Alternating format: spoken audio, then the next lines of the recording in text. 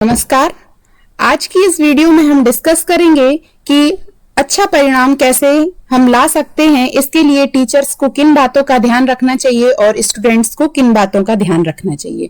तो शुरुआत करते हैं। सबसे पहले अगर बात करें कि टीचर्स को किन बातों का ध्यान रखना चाहिए, तो टीचर्स ध्यान रखें कि सबसे पहले हमारी कक्षा का माहौल जो है पढ़ाई का हो और पढ़ाई के साथ साथ एक पॉजिटिविटी हो और इंस्पिरेशनल या फिर मोटिवेशनल जो वातावरण हो वो क्लास का तैयार रखें। ना ही बच्चों को एकदम फ्री छोड़ें और ना ही उन्हें एकदम स्ट्रिक्ट बिहेव करें। इन बातों का ध्यान रखें। और अगर हमें कोई भी लेक्चर डिलीवर करना है तो उसके पहले एक योजना बनाएं कि आज हमें कितना लेक्चर देना है, उसके लिए हमें क्या क्या बातें ध्यान रखनी है, कौन कौन से पॉइंट्स डिस्कस करने हैं और हमारे लेक्चर देने के बाद हमारे पास जो आउटकम्स हैं वो क्या आएगा। तो इसकी पूरी तरह से एक योजना तैयार होनी चाहिए।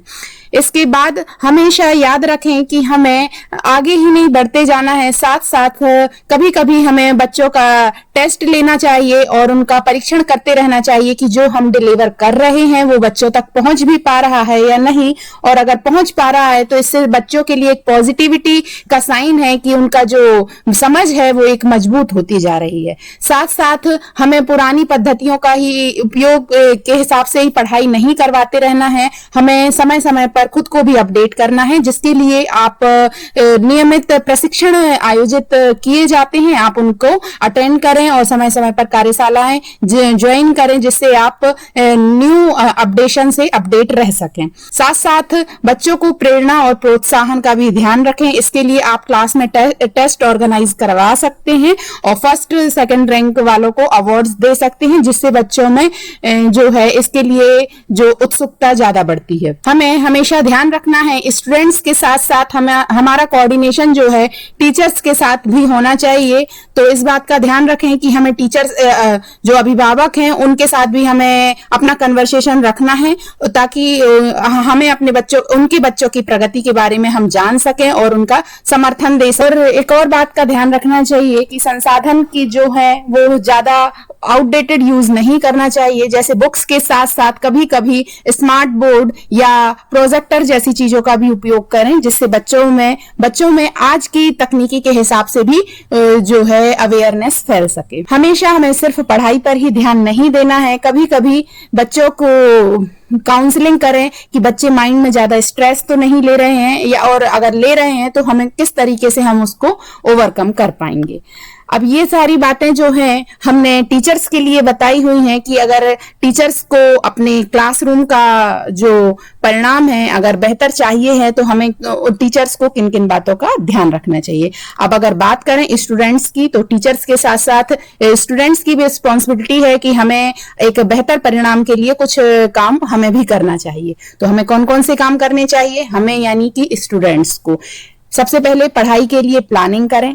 जैसे आप एक सुव्यवस्थित योजना बनाएं और सभी विषयों के लिए समय डिवाइड करें कि हमें कितनी देर कौन सा सब्जेक्ट पढ़ना है और एग्जाम्स कब हैं तो हमें कितनी बार उसको रिवाइज करना है, कब हमें टेस्ट देना है और हम किस तरह से अपने सब्जेक्ट को स्ट्रांग बना सकते हैं एक बेहतर रिजल्ट के लिए।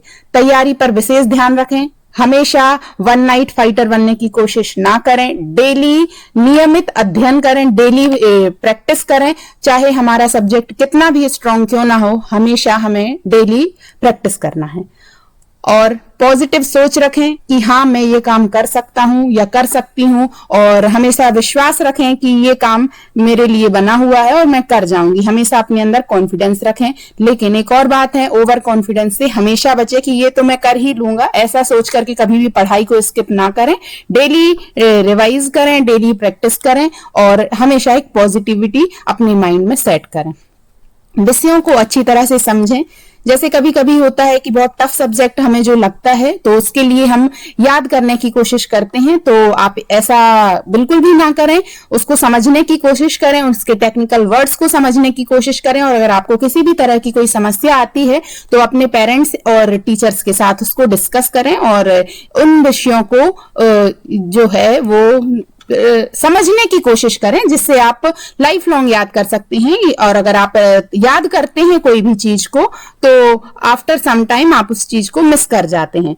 तो और याद रखें कि हमेशा टाइम टेबल बनाएं। किसी भी स्टूडेंट को किसी भी एग्जाम के लिए अगर रिजल्ट तक पहुंचना है, एक पॉजिटिव रिजल्ट तक, तो चाहे आप की एज 5 साल हो या 25 साल हो, डजेंट मैटर, आपको अपनी एजुकेशन के लिए टाइम टेबल सेट करना ही होगा। और टाइम टेबल सेट बस नहीं करना है, आपको उसका पालन भी करना है, और ताकि आप अपने आप को अपने सब्जेक्ट्स को एक कैटेगराइज करें और आप उसको टाइम दे कि हमें इतने टाइम में ये चीज करना है और हम एग्जाम तक इतने मार्क्स ला करके ला सकते हैं। और हमेशा लिखने की कोशिश करें। ध्यान रखें कि हमें सारे विषय को नहीं लिखना है, नहीं तो आपका बहुत ज्यादा टाइम वेस्ट होगा। तो आप अपने सब्जेक्ट को कैटेगराइज में डिवाइड करें। जैसे सपोज मैथ्स है तो आप उसकी लिख करके प्रैक्टिस कर सकते हैं, साइंस है तो आप उसके फिगर आउट कर सकते हैं, ज्योग्राफी है तो आप उसकी मैपिंग कर सकते हैं, हिंदी है तो आप उसको पॉइंट्स में दे सकते हैं। इस तरह से छोटी छोटी बातों का अगर ध्यान रखेंगे तो आप बहुत अच्छे मार्क्स अचीव कर पाएंगे, और साथ ही साथ आपको जो चीजें हैं वो लाइफ लॉन्ग आपको याद भी रहेंगी। तो ध्यान रखिएगा, सारी चीजों को लिखना नहीं है, किन किन चीजों में क्या क्या लिखना है, किस तरीके से हमें घर में प्रैक्टिस करनी है, इन सारी बातों का भी हमें ध्यान रखना है। हमेशा अपने आप में ही ध्यान नहीं रखना है कि हाँ जो पढ़ाया है या जो सिलेबस है उसको ही सिर्फ इतने में ही कंप्लीट करना है। हमेशा प्रीवियस ईयर के जो क्वेश्चन पेपर हैं उनको भी सॉल्व करते रहिए, और जिससे आपको ट्रेंड का पता चल जाए, क्योंकि ट्रेंड ही हमारा सबसे अच्छा फ्रेंड होता है। तो आप ट्रेंड को ध्यान रखिएगा कि प्रीवियस ईयर में कैसे क्वेश्चन आए हैं और हमें किस तरीके से अपने एक आने वाले समय के लिए हम एक्सपेक्ट कर सकते हैं कि हमारा क्वेश्चन पेपर इस तरीके का हो सकता है।